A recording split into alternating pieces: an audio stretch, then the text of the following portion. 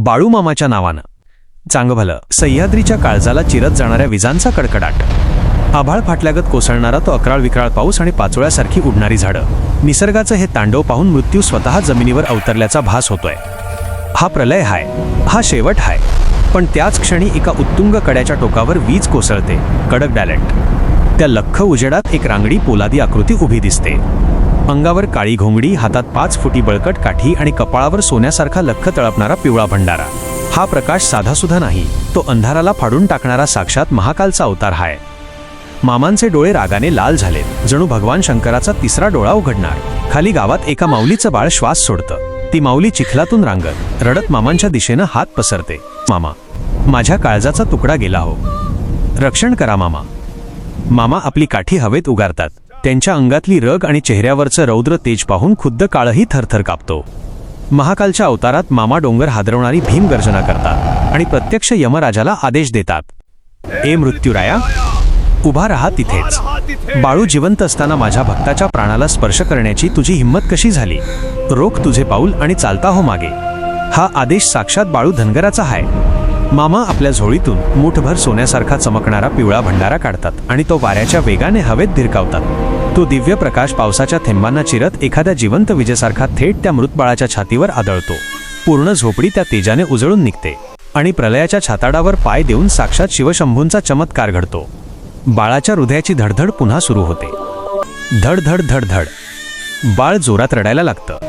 पावसाचे थेंब हवेतच थिसतात आणि काळे ढग एखाद्या भीतीने पांगावेत असे क्षणात विरून जातात. हा महाकालचा रुद्रावतार, ज्याने मृत्यूलाही माघारी धाडलं, ते दुसरे तिसरे कोणी नसून साक्षात संत बाळूमामा होते. सृष्टीचं संतुलन राखण्यासाठी कैलासपती महादेवाने धनगर कुळात जन्म घेतला आणि कर्नाटक महाराष्ट्राच्या सीमेवर वसलेल्या अकोळ गावातील मातीतून हा दिव्य प्रवास सुरू झाला. हा अवतार केवळ एका माऊलीच्या बाळासाठी धावून गेला नाही, तर जेव्हा इंदापूर तालुक्यातील बावडा गावाच्या शिवारात नीरा नदीचा महापूर सगळं काही गिळंकृत करायला निघाला होता, तेव्हाही साक्षात निसर्गाने या अवतारासमोर गुडघे टेकले.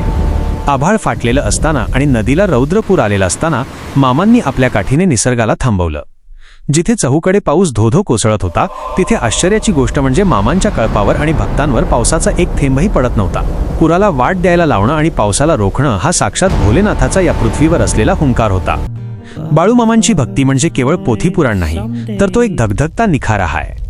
अकोळच्या त्या लेकानं जेव्हा आपल्या मेंढरांच्या कळपासोबत प्रवास सुरू केला, तेव्हा जिथे जिथे मामांची पावलं पडली, तिथलं दारिद्र्य आणि दुःख जळून भस्म झालं. मामांचा दरारा काळजाचा ठोका चुकवणारा होता. त्यांचा क्रोध म्हणजे रुद्राचा अवतार होता, पण त्या रागाच्या मागे भक्तांसाठी आईच्या काळजाची माया दडलेली होती. पिवळा भंडाराही केवळ हळद नाही, तर ती महादेवाची पवित्र विभूती हाय, जिने विज्ञानाचे नियम मोडीत काढले आणि मृत्यूलाही 2 पावलं मागे हटवलं. आदमापूर ही त्यांची कर्मभूमी बनली आणि तिथला कणनकण मामांच्या चैतन्याने न्हावून निघाला. मामांनी सांगितलं होतं, मी कुठेही गेलेलो नाही, मी तुमच्या मेंढरांच्या खुरांमध्ये आणि तुमच्या श्रद्धेत जिवंत हाय. आजही जेव्हा एखादा भक्त आर्त हाकेने मामांना साथ घालतो, त्यावेळी साक्षात महादेव मदतीला धावून येतात.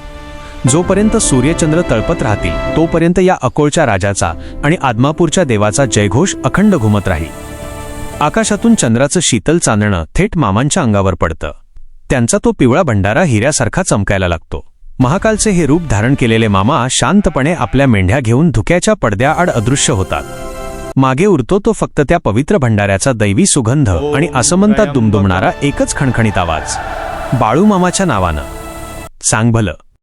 मामांच्या भक्तांना कळकळीची विनंती. बाळूमामांच्या अशाच भक्तिमय गोष्टी आणि चमत्कार पाहण्यासाठी जर तुम्ही हे फेसबुकवर बघत असाल तर आपल्या पेजला नक्की फॉलो करा, आणि जर यूट्यूबवर असाल तर आपल्या चॅनलला सबस्क्राईब करायला विसरू नका. व्हिडिओ आवडला असेल तर लाईक करा आणि कमेंटमध्ये बाळूमामाच्या नावानं चांगभलं लिहायला विसरू नका. बोला बाळूमामाच्या नावानं. सांग भलं.